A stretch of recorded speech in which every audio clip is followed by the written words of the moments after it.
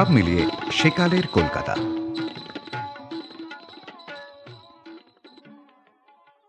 1863 খ্রিস্টাব্দের 12ই জানুয়ারি কলকাতার সিমলা অঞ্চলের খ্যাতনামা অ্যাটর্নি বিশ্বনাথ দত্তের প্রথম পুত্র নরেন্দ্রনাথ দত্তর জন্ম।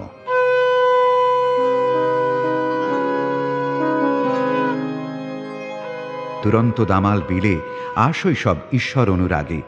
যৌবনের প্রারম্ভে যখন জেনারেল অ্যাসেম্বলিজ অ্যাসোসিয়েশনে FA ক্লাসের ছাত্র, তখন নরেন্দ্রনাথ তার মেধা, পাণ্ডিত্য এবং সঙ্গীত অনুরাগের জন্য বিদ্যুৎ সমাজে এক পরিচিত নাম।